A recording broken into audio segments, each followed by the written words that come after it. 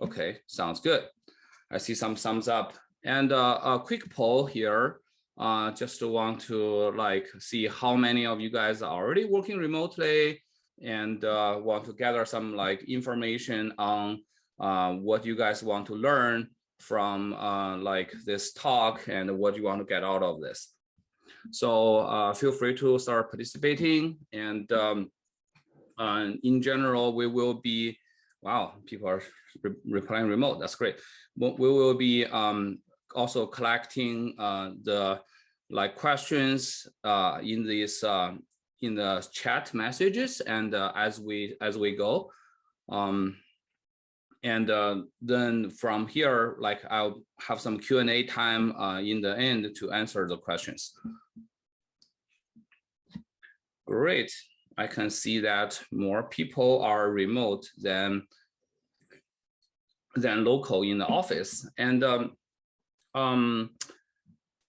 okay, and in this talk we'll also be talk about the some of the best practices and some of the issues in the remote working, and also demo to you guys of a new tool that our new startup is building. So let's get started from the remote practice. And about me, I'm the co-founder of CEO for Crafting. And previously, I worked as an engineer manager at Facebook and Square in the early days.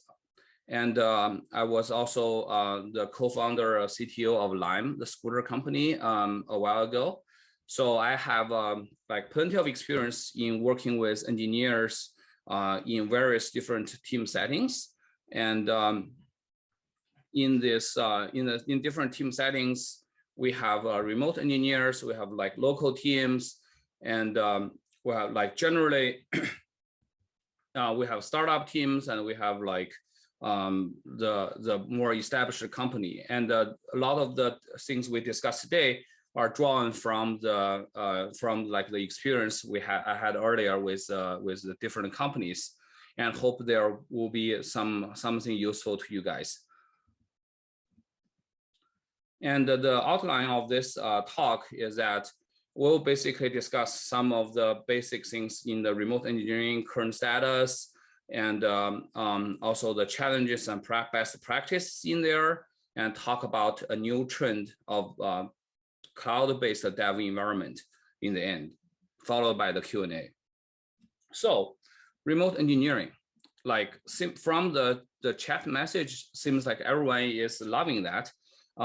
It's basically pretty popular these days, and many established companies already institute a permanent remote option. Twitter, Atlassian, Brax, and my previous company Square are big fan of remote working. So this is something I see coming for many companies, and more and more companies embrace the remote, and allows a hybrid model to be their permanent, the permanent option for their engineers to do. And I even heard stories that engineers rent a apartment in South America and work remotely, and basically live like a king in the developing countries with a salary from the US. So including us, many startups are also very much remote first. So we have global team members from Canada, from Switzerland, from New Zealand, and everywhere in the world. So we are very much embraced in the remote working. And the benefit is pretty clear. For engineers, we save commute time, and the cost of living in the tech hubs are pretty high, from what I see locally in the San Francisco Bay Area. And for companies, hiring engineers at tech hubs is also very hard. So recruiting both is availability of the talents and the cost. So as companies, we're very eager to get access to global talents, and many companies do that. And remote working reduce the cost of operation, staffing, and facility, etc. as for the whether the remote working will stay in the future, I would like to say that my point of view is like the COVID impact is indeed going away. Like more and more countries are reopened, and we can really like go enjoy our local restaurant and all that. But the remote working, in my opinion, is here to stay. And tech hubs still overcrowded and still very expensive to live in. And software development jobs really have no real need for like going into the office. Like we, engineers, software engineers can be productive with a computer and the internet. So, and we enjoy the flexibility and the freedom provided to us by remote working. On the other side, the tools and technologies are developed during the COVID time, made remote engineering easier ever than before. So that's something like didn't happen. And due to the necessity, those development tools and technologies happened. And also they got tried in the real world scenario and proven to be feasible. So basically, conceptually, a lot of the companies, and including myself back in 2017, like I was thinking remote working is a productivity killer. It will not work. But now, and more people change their mind and basically embrace the remote working and think remote working is actually feasible. We just need to improve it. And here, live transcription is available. Interesting. Okay. And the remote working with all these benefits is not without any challenges. Basically, as we all experience, remote engineering definitely has its challenges. And I'll pick a few key ones to talk about in this talk, on mostly focusing on the collaboration in a software engineering team. So if you're a individual software engineer contractor taking like one person projects, it's not quite applied, but it also something may apply. Just mainly in a team scenario with some key stakeholders are remote, not in a local office.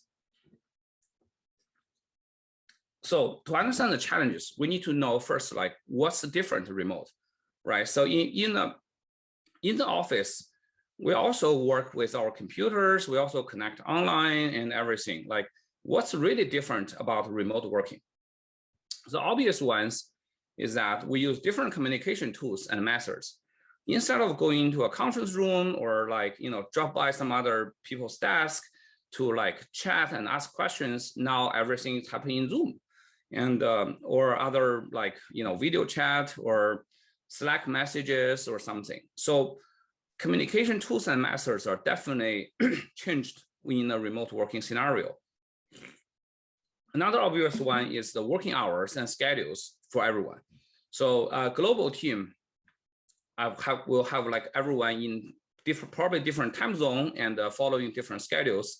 And in remote working scenario, at least I follow a much less rigid like schedule than going to the office. Going to office, I will be like 9 to 6 in the day and maybe catch up some work in the night. But in the remote working, I may step out to do my my grocery run and come back. So that's working hours and schedules are very diverse. That's very obvious for remote working. And then also there are subtle differences brought us by the increased diversity in a team when in a remote working scenario. Basically, working in the same office, United States is a very diverse country. But even that, working in the same office, pretty much guaranteed that people live in the same region, and like that already have one level of uniformity as a given for the members in the team. But remote working totally breaks out that. Like people come from very diverse background. They have different working styles, different habits, different terminologies, use different set of tools. Like like I'm actually pretty mind blowing when I was first started working with someone like across a different country, and see like, you know, first of all, they all use Windows, and they all use like Microsoft products. And when I try to like, you know, integrate Google Docs and all that, this is like totally different story. And for example, also in China, the Google products are pretty much blocked, so you cannot even use access to them. In addition to that, like culture and trust building are very different. Communication styles and like, you know, is that polite to interrupt the people to ask questions? All these things like are brought us like to from the increased diversity of the team. So a remote team is generally more diverse than a local team, where a lot of the communication barriers need to be like taken a second look. Going deeper, instead of like, you know, slides with bullet points, I'll go through a made up story of a development team where like we focus on a few members in the team and going through a scenario and to illustrate what could be the challenges and problems caused by or made worse by remote working. And then we'll take our discussion from there to talk about the tips and best practices. So let me introduce the dev team and specifically the 3 members in the dev team. First, we have Tom, who is a new grad and just joined the company as an engineer from Toronto, Canada. Is very eager to learn, and like many of us, you know, work in the night. Very comfortable working in the night. And there's another one, like the team tech lead named Jack. And he is from London, UK, and he's a, you know, family guy in the team for a while, very trustworthy, capable engineer, and you know, morning person. And their manager Emma from San Francisco headquarters and manage a team of 8, and a very caring boss for their team members, but super busy, got pulled into all the meetings and stuff. So let's go through a scenario of the, you know, the 3 characters. So in the first day of Tom, like Tom is excited to join the team, and they have a meeting, Zoom meeting, synchronously scheduled at Eastern time 12 p.m. And that is Pacific time 9 a.m. and London time 5 p.m. So like everything goes well. Tom is very eager to get started and very energetic, and Emma and Jack like couldn't wait to get Tom up to speed.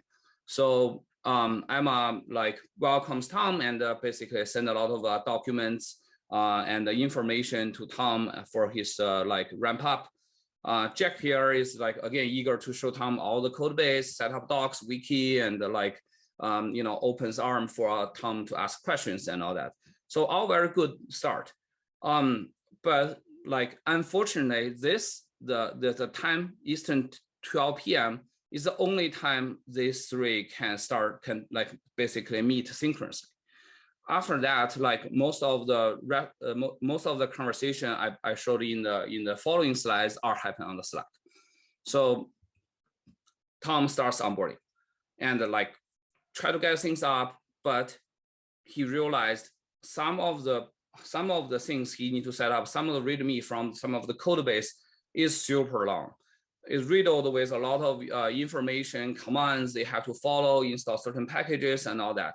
Some part like, you know, very, very easy peasy, smoothly. And some other part is like, he isn't quite sure what's going on because he did input some command and it shows a different result, and some like unforeseen error in there in the like, it's not really exactly as planned from the README point of view.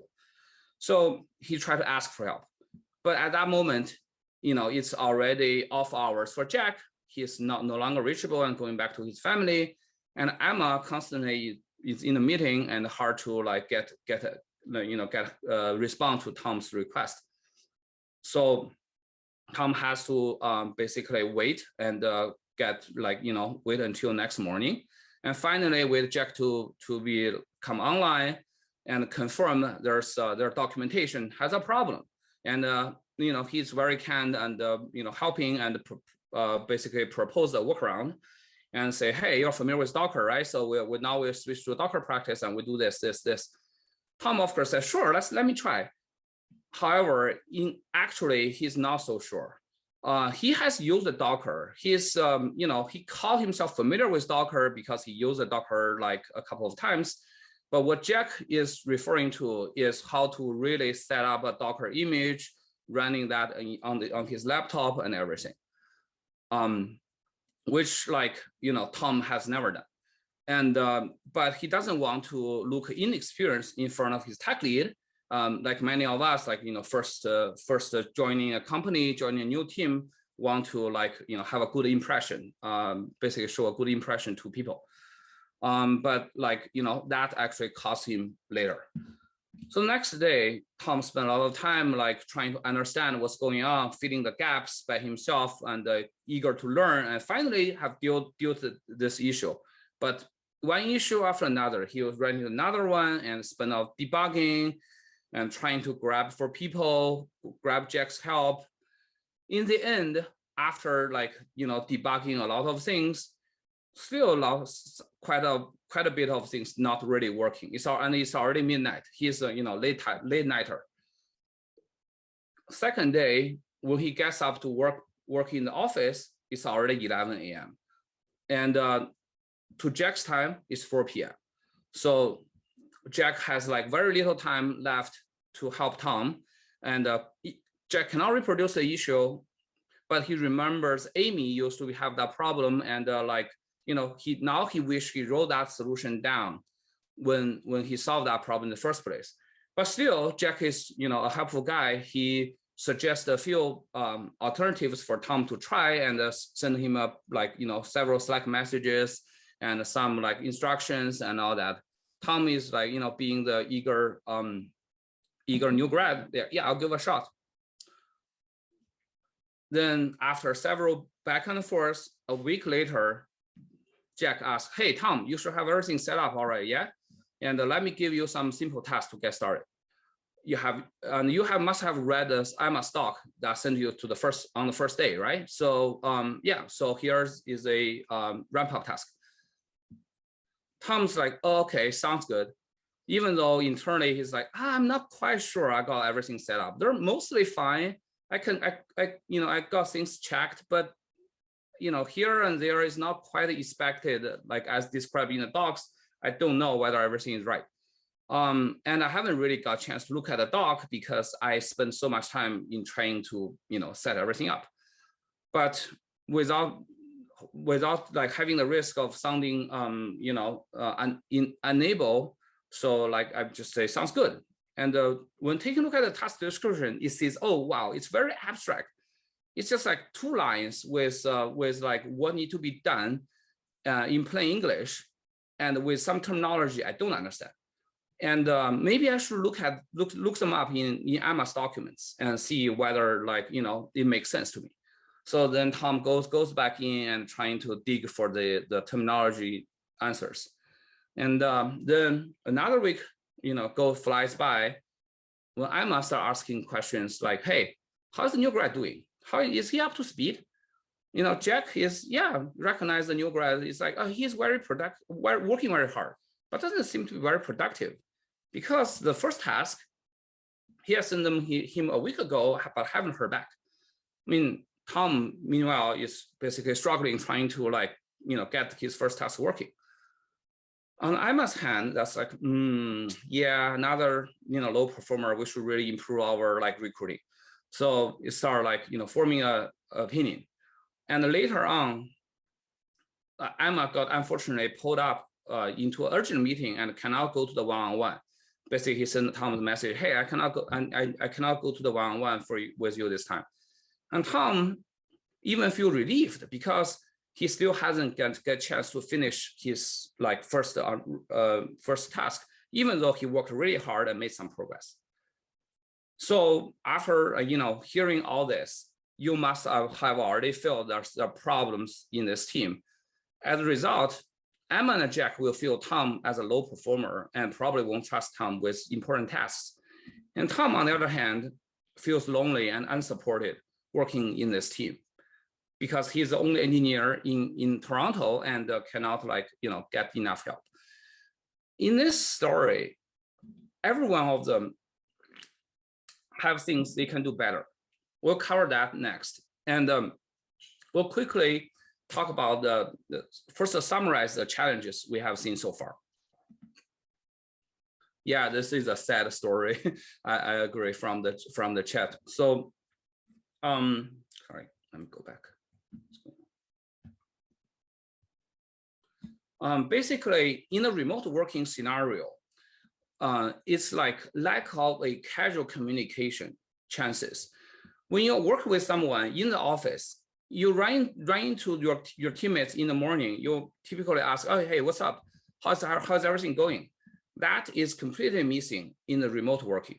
And you don't get your casual check-ins and run into people with lunch and all these things. And the check-in is seriously missing in the remote. You have to be intentional. And the communication overhead is increased a lot. And with the increased communication overhead, we subconsciously reduce the willingness to actually initiate a communication thread, because it's like it involves more overhead than we are comfortable with. And it's, of course, more difficult to build trust between team members, and the lack of documentation or inadequate documentation will cause more damage. So how we can do better? In this, I'll show some tips in line with the story and see basically just to give some ideas that things may be improved in some way. And we can talk about more about that in the Q&A later. So here in the first day, like everything is awesome. It started off a good start, but what can be done better there? One thing that can be done better is to start a shared document, like for Tom to onboard and have his progress and to-do clearly listed there, and hopefully Tom can update that to provide a visibility to Emma and Jack, even without sending a message to them in a synchronous way. And another thing can be done better is to for them together to identify some overlapping hours and schedule some check-in time ahead of time, so that Emma and Jack can reserve certain time for Tom to ask questions or give him guidance and all that. And next, what can be done better in this step? Tom going through some trouble in setting things up, and Jack is generally pretty helpful. But things can be done better here are in Jack, basically the importance of documentation. Maintaining a very good, concise documentation and guides are very important for a team in the remote working scenario. So earlier, when we work in the same office, documents are sometimes not very paid a lot of attention. So you update the code, you don't update documentation. Yeah, what big deal? But in a remote scenario, documents is very important to disseminate information.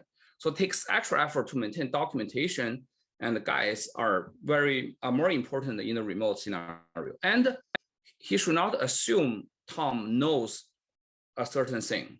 So basically, knows something or familiar with something can mean very differently for different people. So in here, Jack assumes Tom knows Docker, but Tom's Docker knowledge limits on, oh, I can launch Docker command in my local computer. That's it. That's I think that's for Tom. What he can do better is to clearly write down what is the issue and what is tried, so that he can make the discussion with Jack more productive and more direct to solve the problem. And he shouldn't pretend to know something if initially there's some misunderstanding, oh, Docker, yeah, I know. But actually, what you talk about, I don't know. At that time, he shouldn't be shy of asking questions. He should immediately, raise that and be open to ask questions. And also another thing is, when Tom is really struggling with this 11-page README doc, he should point out to Jack that like the documentation needs to update. So it typically, for an existing member, it's very hard for them to like actually realize or live in the new member's shoes to really identify some of this like ongoing issues. While a new member with a fresh eye can do that, but the new member need to be like confident, brave enough to point out. And in the next day, what can be done better here? So certainly one thing I would point out for Tom is that he should adjust his schedule, even temporarily, to align with other team member better in order to get more help. He is a night owl, and in his late working, come late and work late scenario, it's really bad for like collaborating with have overlap time with his tech lead. He should try to at least adjust some of his schedule in there. And he shouldn't get too hung up on one blocking issue. He should like better use his time in, for example, read Emma stock and try to get more familiarity of the whole thing. Or also he should try to find someone else to help if Jack is not available. When the problem starts like gets to this degree, he probably also should surface the difficulty to the manager, even asynchronously, like sending a note, say, hey, I'm struggling in setting things up. For Jack, again, maintaining an FAQ is something he can do better. He has solved the problem with Amy earlier on, but he didn't write down what's the solution. And having a FAQ, well-maintained FAQ within the team is a huge asset for every team member. And he probably should start offering like collaborative synchronous troubleshooting instead of just back and forth messaging when he sees Tom has this issue like dragging for 2 days. So he should be more sensitive to teammates ask. He should like think about, maybe he should think about Tom is not as competent as himself. And he can do better in helping Tom in that way. Again, here for Jack is like he assumes Tom have everything set up and assumes Tom has read the doc, which is a reasonable assumption for most in most cases, but because of the remote working, some of the issues are not surfaced quick enough. And another thing for remote working is you want to have more details in the ticket of the task, so that people from different places can understand and can be easier get on the same page. He also a good practice for assigning a ticket is also just to double check in the synchronous communication session to make sure the task is well understood, instead of oh yeah, let me know if you have any questions later on. On the Tom side, so actively clear misunderstanding is very important, and be transparent of the progress. Again, another thing on the same flip side of the same coin, to always check and ask questions directly during the conversation when given a task. So, and also one key important thing to check for the task is to clarify the expectations. How much time and effort are expected, and what sort of the result I should be producing with this. Finally, in this slides, what can be done better by Jack is to actually do regular check-ins with Tom, not always just waiting for Tom to check in with him. Tom is a new member, he, as a tech lead, he wants to be more helpful and do some regular check-ins with that instead of let the conversation go dark for a week. In Emma side, she should not assume just put a label to people that he is a low performer. On her side, she should have more emphasis, and especially for the new members, and basically try to understand their problem. After all, the engineer manager is one ultimately responsible for the person's performance. So Emma is responsible for bring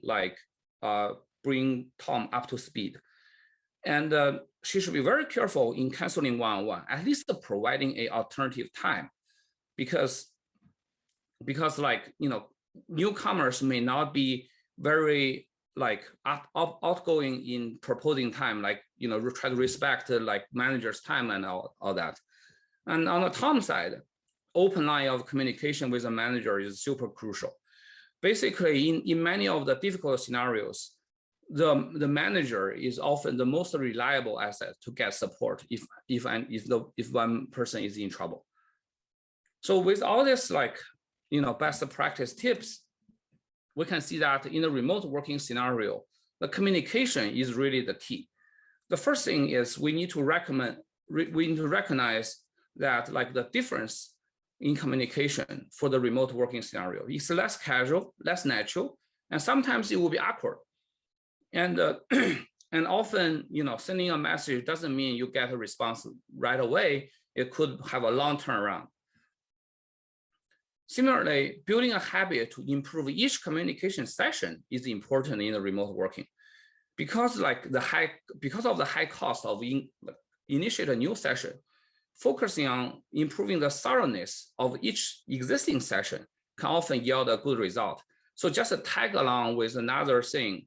Since we're here, let's talk about blah, blah, blah, and try to solve multiple issues or a deeper of a certain issue in each session. And a team member should pay extra attention to the documentation, because that's something like very effective in asynchronous communication and reduce the need for synchronous like communication. So also meetings should be, of course, like with clearly written agendas, make each communication session as productive as possible. In addition to that, a team culture need to be like specially pushed to value directness in communication and sympathy for each team members. So we'll need to like everyone need to be like free to speak up and not laughed at if something is like off the place, and try to be careful about bad jokes, and people should try to think more in other people's shoes, which when we are face to face with each other, it's relatively easy to think in other people's shoes. But when we are remote and the other person is halfway across the globe, it's generally a little bit harder to do that. So building trust in some unstructured time together, like playtime or happy hour, helps the team to get together and encourage open communication in the long run. There are some other best practice in addition to communication. One is certainly carry multiple threads of work in the remote working, because just to optimize the throughput, because latency sometimes is hard to optimize due to frequent roadblocks and long turnaround time. So get multiple things that can be worked on, and with at least one of the thread that can make independent progress is very important in the remote working to be productive. Also, people in the remote working scenario should creatively use new practice and tools that's fit better. For example, we earlier had this practice in Square and Lime that we just tag some PRs with do not merge. It's just for discussion, and send it out to everyone, and people can use PR to talk about what needs to be done instead of just English words. So similarly, quick mocks, previewable prototype will help sync everyone's mind on the same page. And the communication in the context of the shared environments, if you can manage to have one, will be super helpful to bring everyone in sync. And next, I'm actually going to talk about the shared environments that would help in to have the team members communicate with each other and on the same page. So next, I'm going to talk about this new trend of cloud-based dev environment that's become the default practice in certain startups and other companies. we already see that cloud helps the collaboration in software development. And basically the now like everything is moving to cloud, productivity tools, third-party APIs, and the production release and everything. And what about DevInf? The DevInf was still mainly on local machine based, and it has many shortcomings as non-trivial to set up, hard to maintain, and hard to standardize, hard to integrate, and all that stuff. So the newer generation of cloud-based dev environments come to solve that with latest technology by standardize cloud containers and run the application to be developed end-to-end, include web front-end, back-end database, and all the back-end services and database and all the stuff. It's very easy to manage spin up, spin down, and centrally keep up to date. And it easily supports Web IDE, local IDE, or to provide a similar experience like we do today with local development. More importantly, it's shared and accessible by every team member. So in this slide, I'm going to quickly show you some of the demo video that we record for crafting. Is one of such dev environments on the cloud. Sandbox. You have one-click cloud environments for developing or testing your product at the fingertips of anyone in your team. Now let's see how it works.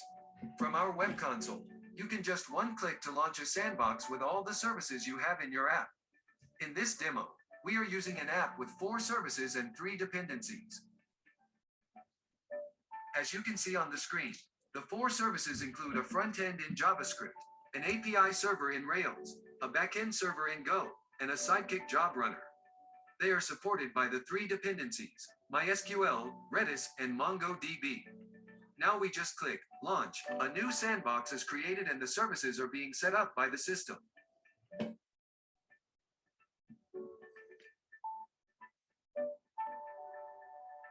During the setup, you can check how the setup tasks get executed by going into each workspace that is in progress.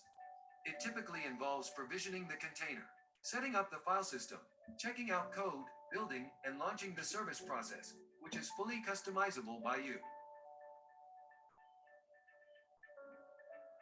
Once all the services in the app are set up and running, you get a sandbox that is ready to go. With the newly created sandbox, you can just access any internet-facing endpoint you have defined in your app, and it runs your app end-to-end. Here we open the front-end endpoint, which is backed by the front-end service we just set up in the sandbox. You can see that the product page loads with our sandbox URL. If you look closer in the request list in the browser, you can see that all the backend requests went to the API endpoint backed by the API service in the sandbox, which in turn depends on the other services like MySQL and Redis in the same sandbox. It is a self-contained environment with all the services running in the dev mode for you to work on. Now let's go back to the web console and look at details of one workspace. In the details, we can see what repos it checks out, what processes are running, and what packages it has installed, etc. We can see that in this workspace, there is one process called Node running already, and we can take actions on it or see the log in a new browser window. We can see the log generated by the process here, and it's very important for debugging. Going back to the web console, we can see that the workspace has a checkout for front-end repo, which is on the master branch with this commit and how recent is the code. We can open a Web IDE from right here to make modifications. Right from our console, a Web IDE can be opened in another browser window and you can code right here in the browser. We are using the open source VS Code in the browser to provide a familiar experience to developers. It directly opens the source tree checked out in the workspace on cloud with a code editor and a terminal. Now let's open a source file and make changes to the source code. You can see the experience is quite similar to your native IDE on your local machine. The difference, however, is that once you save the change, the product version you have already running end-to-end in your sandbox has changed in place. We can see that the web page we modified has already picked up the change at this internet-facing URL. Now your change is ready to be tested integratedly or shared to others with this shareable integrated environment. You can also commit the change right here in the terminal given it's a Git checkout. Web IDE is very convenient for you to make a quick change from anywhere at any time to your code. In addition to the web console, more powerful functionalities can be achieved using our command line tool. It can be downloaded and installed by following instructions right here in the web console. With the command line tool, you can SSH into any workspace that you have on your sandbox. When you type the command CSSSH, you get to choose a workspace you want to connect to. The workspace is a familiar Ubuntu Linux installation with your code checked out and configured. You have full control with sudo permission to your workspace so that you can customize it to maximize your productivity. With the command line tool, you can also open a native IDE on your local machine and connects to the codebase on the cloud to directly edit the code there. By running CSVS code, it opens up your local VS Code and it connects to your workspace in Sandbox via SSH and opens your codebase there. You can see our earlier modification here in the code. Your native IDE is still likely to be the most productive tool you use for major coding, and we are happy to support that. On the Crafting Sandbox platform, you can create as many sandboxes as you like on demand for different purposes. You can create them just for one code change, or you can keep using them as your default environment, whichever fits your style. You can manage the sandboxes you created in our web console and suspend the ones you don't need to work on. Any files you change in your workspaces are always saved by default into persistent volume so that you can resume the sandbox and get right back at where you were. Crafting Sandbox provides powerful, fully integrated dev environments to members in your team with one simple click. Get started on Crafting Sandbox today at crafting.dev. So I will skip the one other video, but show you the remote video quickly. Crafting Sandbox facilitates collaboration among team members, no matter whether they are sitting next to each other or working remotely over the internet. Let's see what it can do. In today's remote working scenarios, it's challenging for developers to help one another troubleshoot some issues. Fortunately, the sandboxes you created are on cloud and naturally shared with your teammates, and they can hop on your sandbox to take a look at your issues. For example, in this sandbox, you can simply share the sandbox URL or web IDE URL to your teammate, and he or she can see what you are seeing.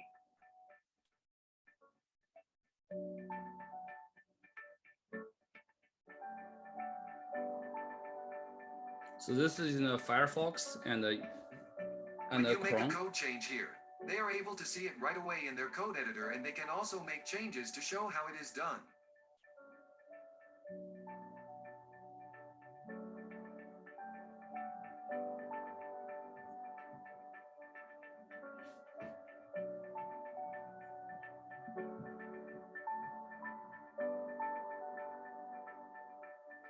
Pair programming between teammates becomes easy and natural to ensure high productivity.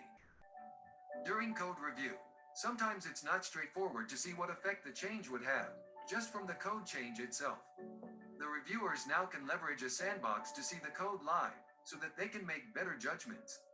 For example, during sandbox creation, you can select an open pull request for the code you want to review, and launch the sandbox so that you can see the code in action. It is often a good practice to put a sandbox link in the pull request to help reviewers. In a team, developers usually specialize in different parts of the system, and their code needs to work together in a finished product. Collaboration between developers owning different services is often a pain point. With Crafting Sandbox, it is made easy. Developers can just hop onto different workspaces they are responsible for and develop there. The teammate would be able to have the running code change right away in the same sandbox. You no longer need to go through the code review and commit process for every single small modification you make for your teammate. Team collaboration doesn't stop at collaboration between engineers.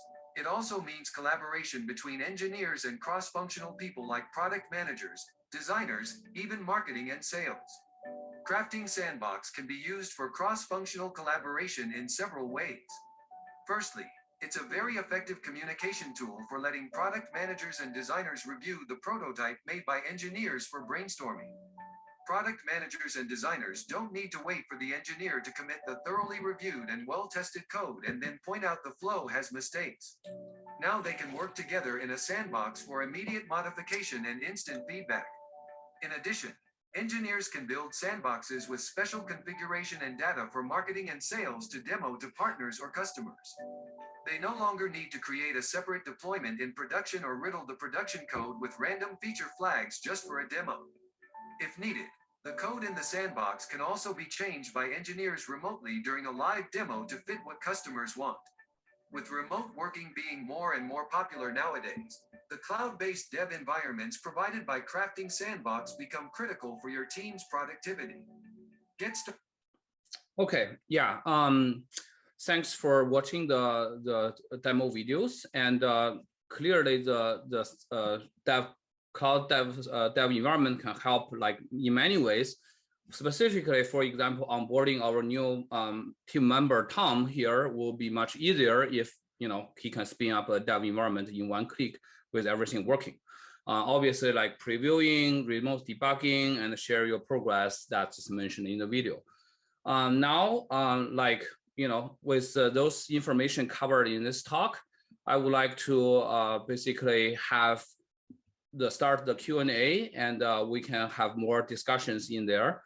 If anyone wants to send something in the chat, please do so, and I'll help answer that. Or if people raise their hand, and I can unmute, and people can speak out loud.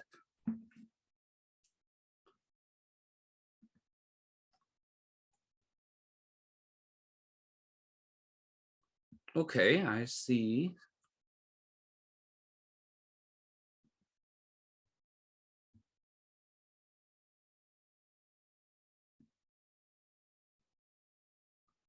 Anyone? While waiting for the question, I'll just have that other demo video we skipped playing in the background. Crafting Sandbox allows you to do integration testing like never before. With the cloud dev environments created by Crafting Sandbox, you can do integration testing easily without the need of launching every service on your local machine. Let's see how it works. Given that any sandbox you created already contains all the services you need to run the product, you can do integration testing right where you code. Simple and straightforward.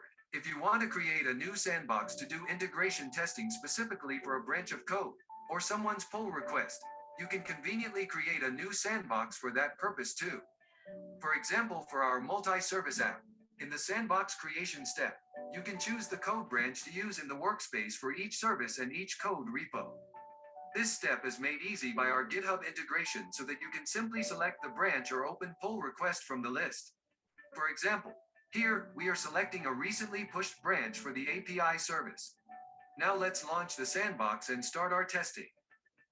In the launch sandbox, every service is already running in corresponding containers and ready to talk to each other according to your product's workflow.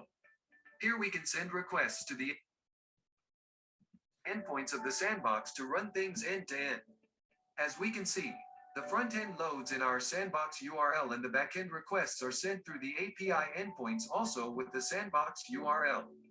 The services are already running together off the gate, so no need to modify config files every time to make things run together. The sandbox has front end, API, backend, and storage.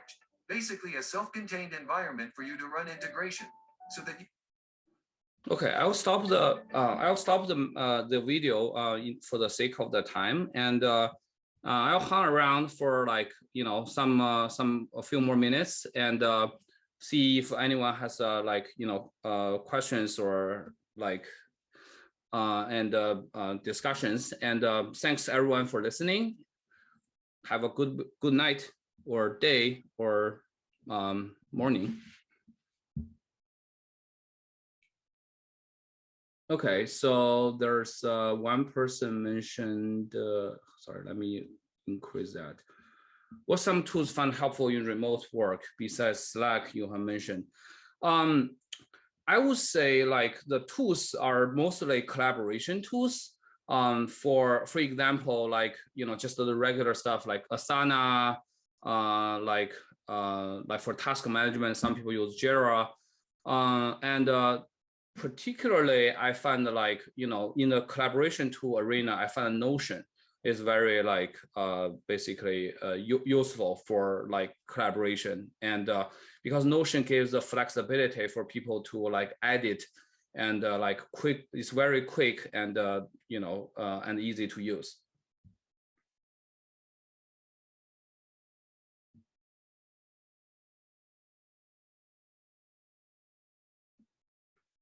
Besides, yeah, other than that, I think like generally some like progress tracking tools I also find very useful.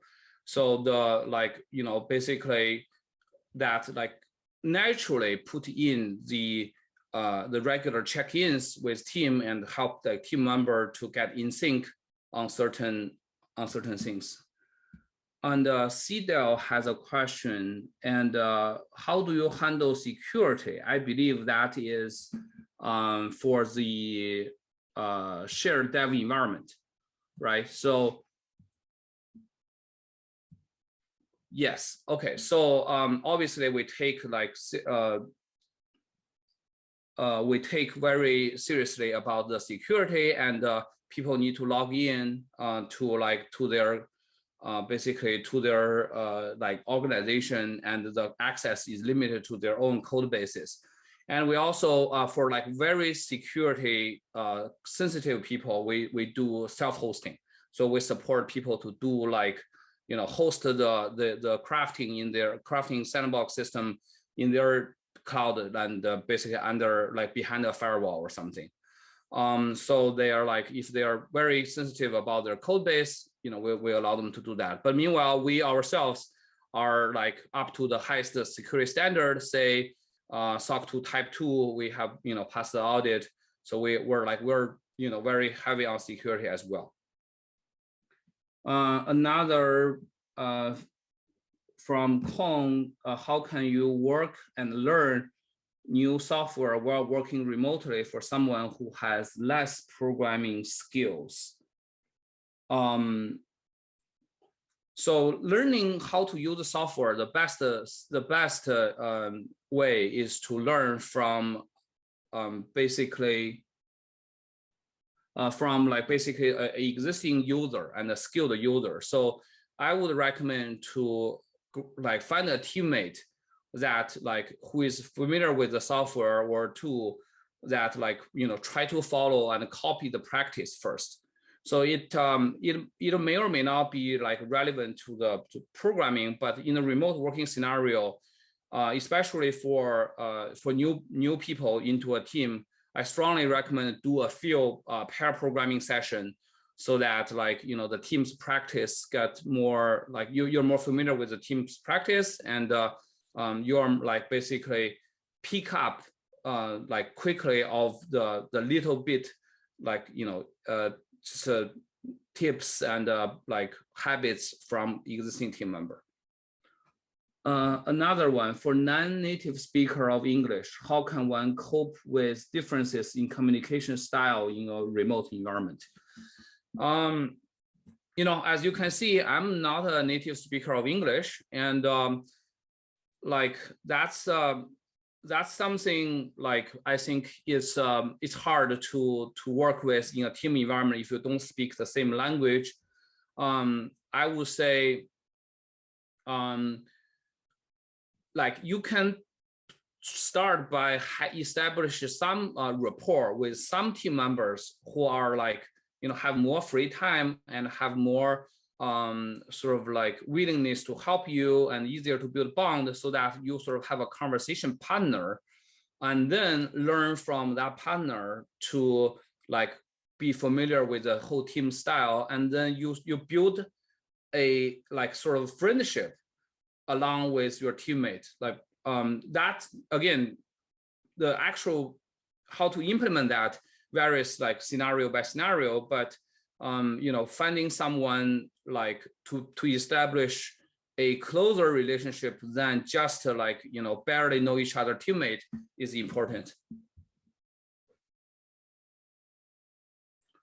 And for the time zone difference, yes, time zone difference is some people mention the time zone difference issues. I think time zone difference is definitely still an issue with remote workers.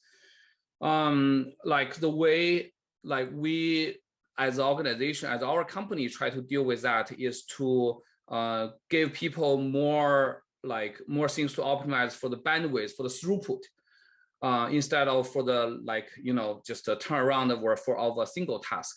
So in general, from the company's perspective, they want everyone to be productive. That means deliver a lot of work, in a given time frame. So having more tasks at hand and be more better able to do context switch between them once a task is blocked is a critical skill for engineers to master when they are doing remote. Like basically, if you just cannot get a FaceTime with someone if it's in their 3 a.m. time zone. But when you can optimize for your throughput, or you can pre-schedule some time. So for example, for me, I don't always work in late night or something, but if some of my team members say, hey, I have this important issue, I need to talk to you, can you make time at a certain time frame? I will still be able to do that. And then that pans out into the earlier tip I gave on try to make each session as fruitful as possible by solving many issues. Hope that answers your question.